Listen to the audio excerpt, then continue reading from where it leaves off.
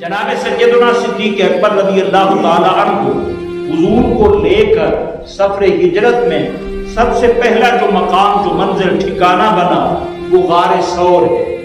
غار ثور کا تصور آئے اور جناب صدیق اکبر کی وفا کا تصور نہ آئے یہ ممکن نہیں لگتا۔ جب آپ غار میں پہنچے، غار بہت پرانی تھی، کئی سوراخ تھے اس میں، اور وہ سوراخ کیوں تھے؟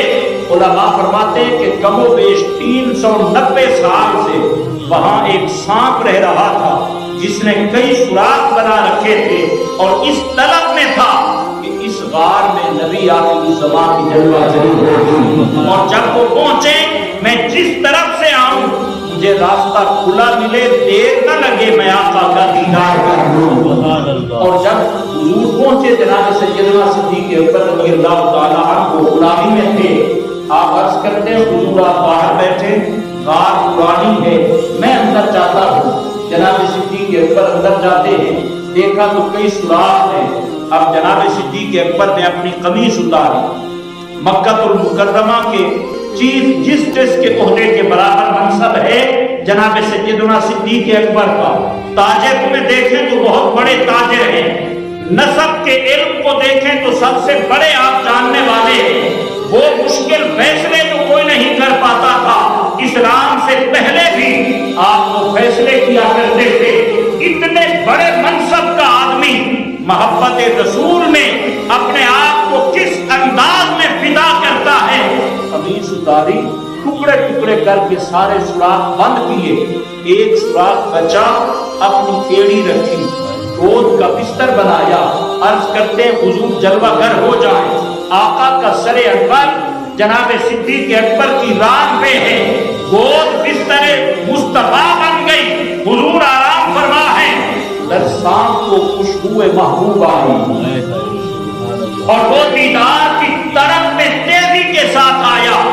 اب آیا تو دیکھا جتنے سوراخ بنائے تھے سارے بند ہیں، اور تھا سانپ۔ ادب دیکھیے کہ اس نے کسی سوراخ کو، کپڑے کو تو وہ بھی پہچانتا تھا، اونٹ مارتا تو گزر جاتا، اور کہتے ہیں سانپ کو اتنی طاقت ہوتی ہے یہ زمین میں جہاں سر رکھتا ہے گھر بنا دیتا ہے، اب کپڑے کو نہیں ہٹاتا۔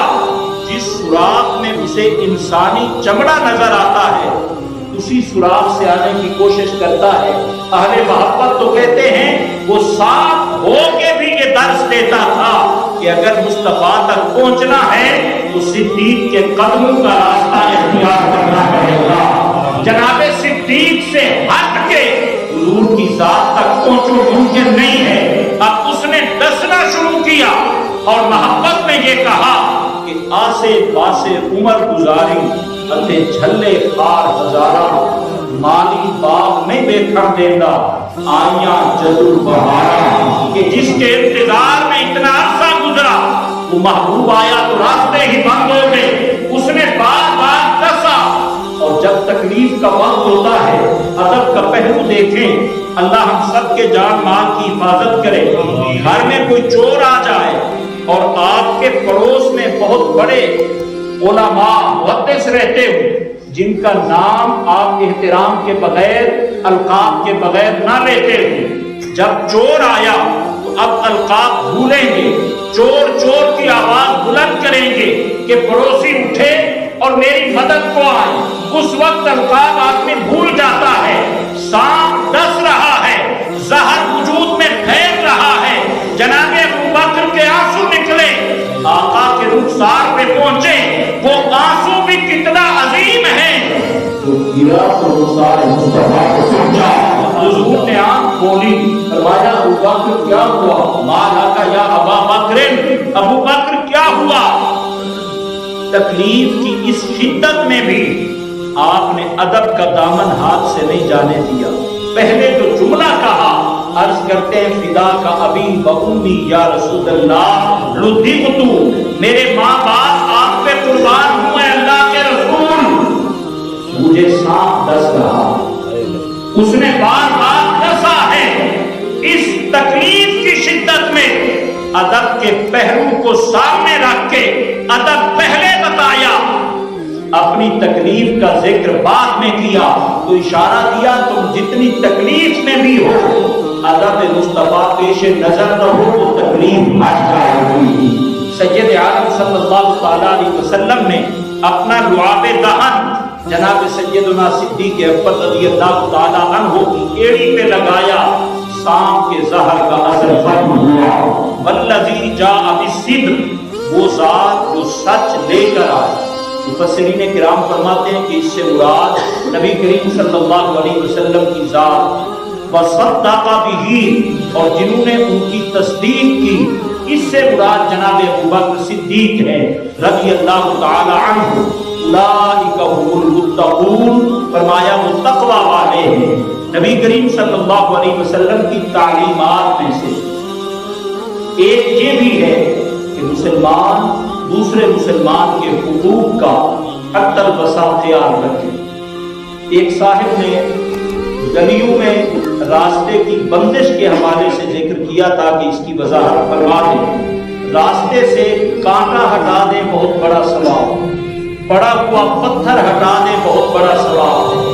ہڈی یا کوئی ایسی چیز جو پاؤں میں لگے اور جانے والے کو تکلیف دے گی یا گزرتی ہوئی سواری کے لیے نقصان کا باعث ہوگی، اسے ہٹا دیں بہت بڑا ثواب۔ نبی کریم صلی اللہ علیہ وسلم نے فرمایا المسلم من سلم المسلمون من لسانہ و یدہ، مسلمان وہ ہے جس کے ہاتھ اور زبان سے دوسرے مسلمان محفوظ ہیں۔ اس دور میں گلیاں جتنی ہوتی ہیں وہ بھی سب کے سامنے ہیں۔ پھر گلیوں میں جب بالخصوص ہم تعمیراتی کام کرواتے ہیں، جب مکان مکمل کرواتے ہیں، بعض دفعہ سامان اتنا بکیر دیتے ہیں کہ آنے جانے والے گزرنے والے کو تکلیف ہوتی ہے۔ بعض دفعہ اپنے سیڑھوں اور سیڑھیوں کے سٹپ اتنا بڑھا دیتے ہیں کہ گلی تنگ ہو جاتی ہے۔ آپ اپنی سہولت کے پیش نظر تو یہ کام کر چکے ہیں یا کر رہے ہیں، مگر گزرنے والوں کا خیال بھی آپ نے ہی رکھنا ہے۔ پڑوسی کے حقوق حضور نے اتنے بیان فرمائے، صحابہ کرام علیہ رضوان فرماتے ہیں ہمیں لگنے لگا کہ کہیں پڑوسی وراثت میں بھی حصہ دار نہ ہو، تو یہ کام بھی انسان کی مجبوری اور ضروریات میں ہے، اور دوسرے مسلمانوں کا خیال رکھنا یہ بھی ہم سب کے فرائض میں ہے۔